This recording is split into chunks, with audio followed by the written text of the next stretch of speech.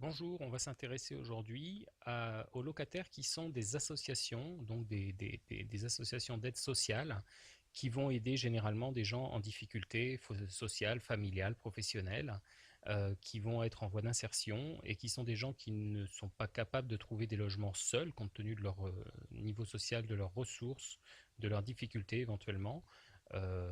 Et donc vous avez une association qui va devenir votre locataire et vous avez éventuellement la possibilité de choisir ce type de locataire. Alors là, vous vous demandez sûrement pourquoi je fais une vidéo sur ce type de location. Euh, on m'interroge assez souvent sur ces solutions et certains me disent en fait qu'il n'y a aucun risque à louer à une association puisque c'est un organisme certain, il n'y a pas de problème d'impayé, de chômage, de choses comme ça avec une association d'œuvres sociales. Et donc, je vais vous expliquer comment tout ça fonctionne. Je rappelle que comme à chaque fois dans les vidéos, vous avez la possibilité de suivre les liens pour regarder d'autres vidéos sur les investissements locatifs. Vous avez mon blog, Investissement locatif intelligent. Vous avez la possibilité de recevoir un simulateur d'achat. Les informations seront données à la fin de la vidéo. Donc comment ça fonctionne? Vous avez votre locataire qui est une association, qui est votre interlocuteur à vous en tant que propriétaire. Maintenant, cette association a donné le logement à un utilisateur du logement avec lequel vous n'avez aucune relation. L'association va s'occuper de tout ce qui est gestion du locataire. Donc elle va trouver le locataire, elle va payer les loyers à sa place, elle va s'occuper des rénovations, des dégradations, des travaux de réfection au départ des locataires. Elle va s'occuper aussi de gérer avec eux l'hygiène, les problèmes de nuisance sonore, etc. Tous ces problèmes, généralement, incombent au propriétaire. Là, vous en êtes complètement dégagé. Donc ce qu'on vous explique généralement quand vous avez affaire à une association, c'est qu'il y a une espèce de barrière complètement étanche entre vous et l'utilisateur, entre vous et les soucis, donc les dégradations, le paiement des loyers, tout ça, vous êtes complètement à l'abri puisque vous avez une association qui est votre locataire.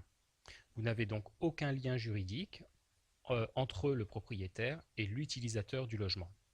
Maintenant, on va voir comment ça fonctionne tout ça. Qu'est-ce que c'est? Cette association, elle est subventionnée par le Conseil général généralement, elle est également parfois subventionnée par le Conseil régional, donc il peut y avoir deux systèmes de subvention.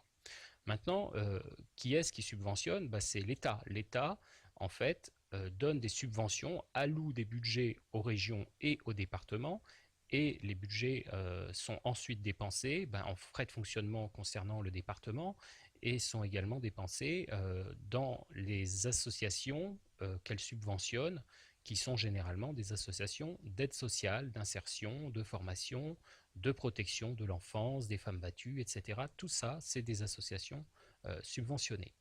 Maintenant, quand on dit l'État subventionne le Conseil général, d'où vient l'argent de l'État? Il vient des propriétaires et de tous les gens qui payent des impôts et qui font fonctionner le budget de la France, les entreprises par la TVA, les impôts sur le revenu, etc. Ensuite, on va quand même regarder un petit peu au-dessus de tout ça, parce que c'est là que c'est très intéressant, et c'est là que je trouve qu'il existe un risque qui est sous-estimé. Qu'est-ce qu'il y a au-dessus de la France? Il y a l'Europe. Et qu'est-ce qu'elle dit, l'Europe? Elle dit, les dépenses publiques, je les surveille, je veux que vous respectiez, vous, État français en l'occurrence, les critères de Maastricht, c'est-à-dire maximum 3% de déficit dans le budget de l'État, et 3% de quoi? 3% du PIB, du produit intérieur brut, pas 3% du budget de l'État. C'est un peu comme si à la banque vous aviez un découvert qui était fonction du chiffre d'affaires de l'entreprise dans laquelle vous travaillez. C'est à mon avis à peu près aussi intelligent. Maintenant, c'est les critères, il faut les respecter et aujourd'hui ils ne sont d'ailleurs pas respectés, ça fait plus de 30 ans qu'ils ne le sont pas. Et on va donc contrôler les déficits. Aujourd'hui, la France ne respecte pas les déficits. Qu'est-ce qu'elle va faire? Elle va devoir réduire ses dépenses. Et pour réduire ses dépenses, évidemment, elle va essayer de réduire le train de vie de l'État. Et le train de vie de l'État, c'est entre autres l'argent qu'elle donne aux collectivités locales. Donc elle va baisser les subventions aux collectivités locales, que sont les municipalités, les conseils généraux et les régions. On s'aperçoit de ça aujourd'hui. Les maires sont assez en colère parce qu'on leur demande par exemple de faire des activités extrascolaires, périscolaires en l'occurrence de 15h30 à 16h30 dans les écoles primaires. Les écoles primaires sont à la charge des mairies Et les petites mairies essentiellement n'ont pas les budgets. Donc d'un côté, on diminue les subventions aux mairies, et d'un autre côté, on leur demande de dépenser plus d'argent pour le bien-être des enfants. Donc il y a un petit problème au niveau de la logique de l'État, mais en tout cas, c'est comme ça que ça se passe. Donc on revient à notre situation. Les subventions vont donc diminuer au niveau des conseils généraux qui subventionnent notre locataire. Donc on va avoir effectivement une baisse de ressources concernant les départements. Cette baisse de ressources va évidemment atteindre à un moment ou à un autre l'association. À partir de là, qu'est-ce qui se passe? Euh, on peut se poser la question parce que effectivement, quand vous perdez votre emploi, vous avez les allocations chômage pendant un maximum de 2 ans aujourd'hui, mais après, vous n'avez plus de ressources. Qu'est-ce qui se passe pour une association quand elle n'a plus de ressources ou qu'elle diminue et que ses frais de fonctionnement sont supérieurs à son budget? Eh bien, qu'est-ce qui se passe? Cette association peut tout à fait déposer le bilan comme une entreprise. Éventuellement, il y aura une liquidation judiciaire. J'ai déjà vu le cas, les associations sont des entités, des personnes morales qui, quand elles n'ont pas des comptes à l'équilibre et quand leur richesse, c'est-à-dire leur actif, leur richesse n'est pas capable d'assumer les déficits d'année en année, à un moment, il y a une cessation d'activité et on va se retrouver avec une association qui ferme. Donc, qu'est-ce qui se passe à partir de ce moment-là?